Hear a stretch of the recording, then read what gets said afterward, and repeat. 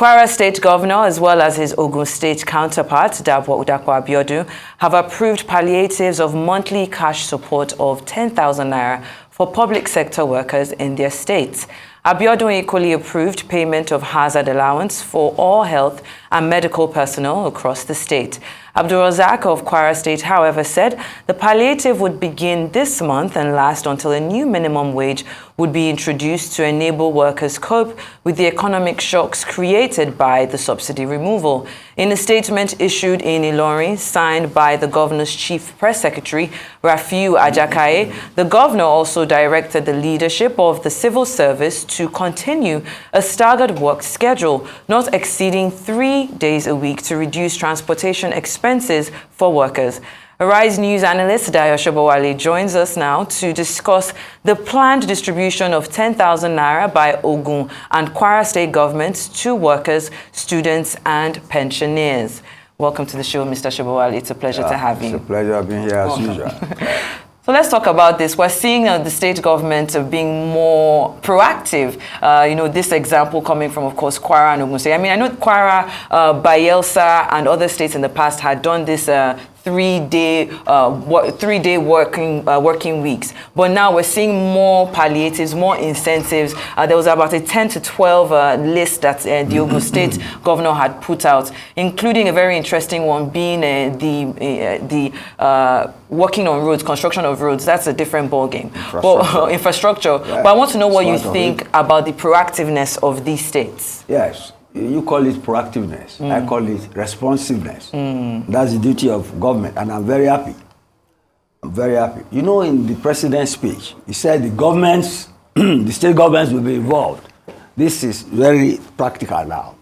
And the way I see it, it goes across the whole of society. Pensioners, workers, length of days, transportation, infrastructure, and then I will just take one, the 10,000 naira. You get me? You know, you are sniffing, the riding 8,000. But 10,000 is a more, how do I put it, comfortable, more respectable amount. Now, what these two governors have done, and I give them kudos for it, I'm proud of them. What they have done is that they have brought Nigerians on board in solving the economic shocks and difficulties that this fuel subsidy removal has created.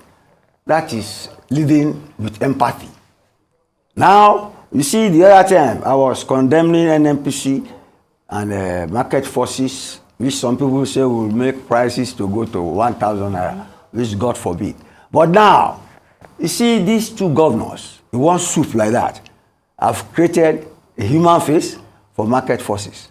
You envisage a situation which I will map out now, and I will call it Dionomics. I name it after myself. Nice one. Now, if you have, see, once in Britain, Harold Wilson, during the devaluation, said it does not mean that the pound in your pocket will buy less. That's the situation we are in now. These governors in these two states, and I hopefully will go, I've given people 10,000. Now you want your 10,000 to have mileage. You go to the market, and those market people want to raise prices. You know there will be trouble. You are a pensioner, you are a student, you want to enter the world. You see, everybody wants that 10,000 to have some mileage for you economically and satisfy your needs and wants. So, in one swoop, they have brought the people on board in a collaborative way. You get me? So, government has involved people. So, it's not people alone now. The people now will monitor the market, and then you have the real human market forces. You get me? That will condition things so that prices will not just rise, skyrocket. Extortion is clearly at an all-time high. People take advantage of this situation. Yes. Do you think that yes, the model that these two states have started, other states are going to pick up on it? I would just say let them not pick up. Because they are worthy of emulation. That's what I'm saying. Yeah. They are worthy of even Bendel, before this, Edo has made transport free for students. These people went up, even the number of these people walk, those are real palliatives. These are things, these are real social nets that cushion the effect of the difficulties and shocks of the palliatives. So there are steps in the right direction. And my own take from it, and I'm formulating my own economic policy, which I call Dayonomics now. Dayonomics, I love it. The market forces will now have a human face, you get me? It will be visible because people want the 10,000 to have mileage in the market. So the market forces can just not be human. People cannot just hoard vegetables and food that people need and make them rot rather than sell them at lower prices. So it's a collaborative effort. Right. Over the weekend, I read something, one of the magazines, I read that. The leading thing in leadership now is sentimental accountability. You get me now? That you see, leaders must recognize the values of those they rule. You get me now? And they must be capable in identifying with them. You get me? And at the end of the day, they show sentiment, empathy. This is what is on display. It's worthy of emulation by all the states of the Federation.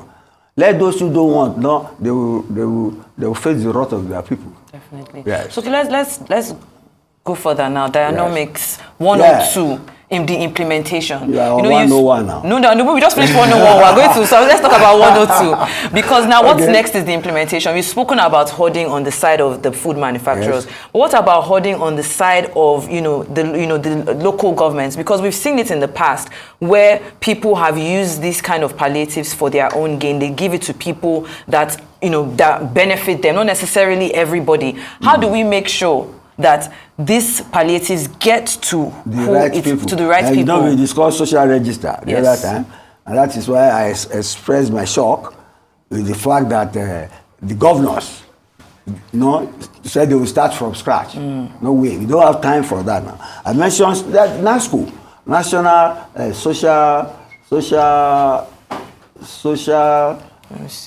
Soft net, social soft net. It's something to cushion the pain. They have bodies all over the country.